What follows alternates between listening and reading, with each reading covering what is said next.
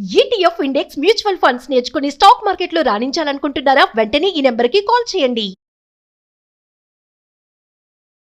నమస్తే, welcome back to Suman TV. ప్రస్తుతం మనతో పాటు ఉన్నారు తోడు నీడ ఆర్గనైజేషన్ నుంచి ఫౌండర్ రాజేశ్వరి మేడం. మేడంతో మాట్లాడదాం. నమస్తే అమ్మ. నమస్తే నవీన.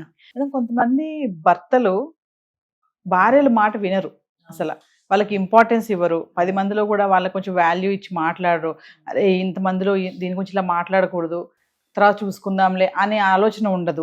ఎందుకు ఇంపార్టెన్స్ ఇవ్వరు అంటారు? అసలు భార్య మాట ఎందుకు భర్త ఎవరు అంటే ఆడదానికి అసలు మాట ఏంటి, దానికి ఒక ఆలోచన ఏంటి అన్న భావన చాలా మందిలో ఉంది ఇప్పటికి కూడా.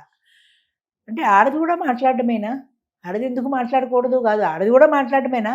దాని మాటకు ఒక విలువేంటి? మా తాతగారు ఎప్పుడు మా అమ్మమ్మని తిడుతుండారు, నీకెందుకు వంటింటే పో, నువ్వు వంటింటే పో అంటే వంటిలో ఒక్కటే ఆవిడ సామ్రాజ్యం. అక్కడ తప్ప ఆవిడ వీధి గదిలోకి రావడానికి వీల్లేదు, మాట్లాడడానికి వీల్లేదు. సలహా సంగతి అసలే లేదు. ఏదో మన వాళ్ళు చెప్తారు చూడు, కరణేష్ మంత్రి అంటారు, మంత్రిలాగా సలహా ఇవ్వచ్చని. వినేవాడేవాడు ఏదైనా చెప్తే నీకు అవసరమా ఇవన్నీ, నీకెందుకు లోపల పో, నీకెందుకు వంటింట్లోకి పో అని తిట్టడమే అలవాటైంది. ఒక 100 సంవత్సరాల కిందట మేల్ డామినేషన్ ఉండేది మన దేశంలో. అంటే పితృస్వామ్య వ్యవస్థ అని వాళ్ళు చూసావా, అలాగా తండ్రి మాటే, అదే ఆ ఇంటికి యజమాని ఎవరైతే పురుషుడి మాటే చలామణి. పిల్లల చదువులైన వాళ్ళ ఇష్టమే, ఇంటి వ్యవహారాలైన వాళ్ళ ఇష్టమే, పెళ్ళైనా వాళ్ళ ఇష్టమే, ఏదైనా వాళ్ళ ఇష్టమే. మరి ఆడదాని పాత్ర ఏంటంటే వండడం, పెట్టడం, మొగుడు కావాల్సిన అరేంజ్మెంట్లు చేయడం, వాడి కోరికలు తీర్చడం వరకే ఆడదాని పాత్ర. దానికంటూ ఇండివిజువాలిటీ లేదు అసలు. అది 50 ఏళ్ళు దాటిన తర్వాత, అంటే ఒక 50 ఇయర్స్ తర్వాత ఆడదానిలో ఆలోచన మొదలైంది. ఇప్పుడు ఫర్ ఎగ్జాంపుల్ మా తాతగారు రోజు వంట చేయాలంటే కూరల బుట్ట దగ్గరికి వెళ్ళి ఆయన కూరలు ఏరి అక్కడ పెట్టేవారు.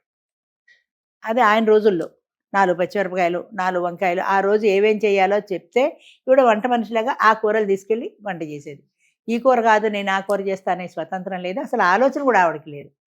మా అమ్మగారు రోజులు అంటే ఒక జనరేషన్ మారిన తర్వాత మా అమ్మగారు కేకలేసేవారు మా అమ్మమ్మని, ఏంటి ఆయన ఏరటువంటి కూరల బుట్టలోంచి నువ్వు కావాల్సిన కూరలు తీసుకుని వండలేవా అని. ఆవిడేమనేదంటే, పోన్లే అమ్మ నాకేం నష్టం, ఆయన ఏదిస్తే అదే వండుతాను, నాదేం పోయింది, ఏరే పనే తప్పింది నాకు అని అనుకొని ఆనందపడేదే కానీ నాకు స్వతంత్రం లేదన్న భావన ఆవిడలో లేదు. జనరేషన్ గ్యాప్లో ఆవిడ ఆలోచన అంతే ఉండేది. ఈ జనరేషన్ మారిన తర్వాత మా అమ్మగారు రోజులు వచ్చిన తర్వాత అలా ఎందుకు చెయ్యాలి, మనకి ఇష్టం వచ్చిన స్వేచ్ఛ మనకు లేదా, మనకి నచ్చిన కూర మనం వండే స్వేచ్ఛ మనకి లేదా అన్న భావన ఈవిళ్ళలో వచ్చింది. అంటే ఒక తరం మారేటప్పటికీ ఆలోచన విధానం మారింది. మా అమ్మగారు రోజులు వచ్చేటికి ఆవిడ కూరల బుట్టలోంచి ఆవిడకి ఇష్టం వచ్చిన కూర తీసుకుని వండే మార్పు వచ్చింది. ఆ తర్వాత ఇప్పుడు మా జనరేషన్ వచ్చిన తర్వాత వాళ్ళు ఒకవేళ సపోజ్ ఈవేళ ఈ బెండకాయ కూర చేయంటే, ఈవేళ వంకాయలు పాడైపోతున్నాయి, నేను వంకాయలే చేస్తాను, బెండకాయ రేపు చేస్తానండి అని తిరగబడి సమాధానం చెప్పేది మా జనరేషన్లో వచ్చింది. ఒక స్టెప్ ఎక్కువ అనమాట. అంటే ఈ కూర పాడైపోతుంది మీకు తెలియదు కాబట్టి బెండకాయ కూర ఉండన్నారు, పాడైపోతున్నది వేస్ట్ అయిపోతుంది కదా, అందుకని ఈరోజు వంకాయ తినండి, రేపు కావాలంటే బెండకాయ చేస్తాను అనే మార్పు కాస్త తిరిగి సమాధానం చెప్పడం అనేది మా జనరేషన్లో వచ్చింది. మా పిల్లల జనరేషన్ వచ్చేటప్పటికి ఎందుకు చేయాలి ఇవాళ అని నేను చేయను, అసలు నేను ఇవాళ వంటే చేయను, స్విగ్గీ నుంచి ఆర్డర్ ఇద్దాం అనుకున్నా అనే జవాబు మా పిల్లల జనరేషన్లో వచ్చింది. అలాగా తరాలు మారుతున్న కొద్దీ అంతరాలు కూడా మారుతూ వచ్చాయి, ఆలోచన విధానం మారుతూ వచ్చింది. ఎందుకు చెయ్యవు అనే ప్రశ్నే లేదు మా తాతగారి రోజులో. ఇది చెయ్యి అంటే ఎందుకు చేయాలి అనే ప్రశ్న లేదు కదా ఆవిడ దగ్గర నుంచి. అలా వెళ్ళిపోయింది డామినేషన్. ఆ తర్వాత మా అమ్మగారు రోజులు వచ్చిన తర్వాత అది ఎందుకు చేయాలి, ఇదే చేస్తాను, అలాగా జనరేషన్ మారుతున్న కొద్దీ ఆలోచన విధానాలు మారుతూ వచ్చాయి. అంచేత మేల్ డామినేషన్లో మగవాడికి ఇది కావాలి అని అడగమే తప్ప అయ్యో దాని ఇష్టం ఏంటో అనే ఆలోచన లేదు అసలు. ఇప్పటికీ చాలా మందికి లేదు, 190 మందికి లేదు. నాకు ఇది ఇష్టం ఇది చెయ్యి అంతే, నాకు అది ఇష్టం అది చెయ్యి, నాకు ఇవాళ ఇలా ఉండాలి, నాకు ఇవాళ అల్లాగా ఉండాలి, ఇలా ఉండాలి అలా ఉండాలి నాకు అని అనే కానీ మనము ఇలా ఉందాము నేను మనము అనే ఆలోచన లేదు. అసలు నీకేమి ఇష్టం అనే ఆలోచన అసలే లేదు. అంచేత మేల్ డామినేషన్లో మొదటి నుంచి కూడా ఆ రకంగా డామినేషన్ జరుగుతూ వచ్చింది. ఇప్పుడు కాస్త ఆడవాళ్ళు నోరు తెరిచి మాట్లాడుతున్నారు, అడుగుతున్నారు, ఎందుకు మాకు ఆ స్వతంత్రం ఇవ్వటం లేదు, నాకు ఇదే ఇష్టం నాకు అదే ఇష్టం అని. ఈ సినిమాకి వెడదామంటే ఆ సినిమాకి వెనకాల చీరగట్టుకుని వెళ్ళడమే కానీ ఆ సినిమా బాగుండదు ఈ సినిమాకి వెడదాం అనే ఆలోచన లేదు.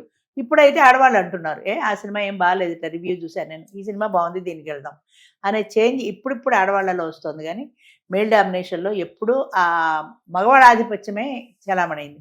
అందుకే కదా పెట్టారు కార్యేషు దాసి కరణేష్ మంత్రి భోజేషు మాత అన్నీ షట్కర్మయుక్త కుల ధర్మపత్ని అనే చెప్పారు. కానీ మరి పురుషుడు ఎలా ఉండాలనేది చెప్పలేదే. మరి అన్ని బాగున్నాయి మేడం, కర్ణేష్ మంత్రి అంటున్నారు కదా, మరి సలహాలు ఇచ్చే దగ్గర మంత్రి లాగా ఉంటుంది భార్య అంటారు. అవును. ఎంతమంది భర్తలు భార్య సలహాలు వింటున్నారు, తీసుకుంటున్నారు? నీకెందుకు వంటింటే తప్ప.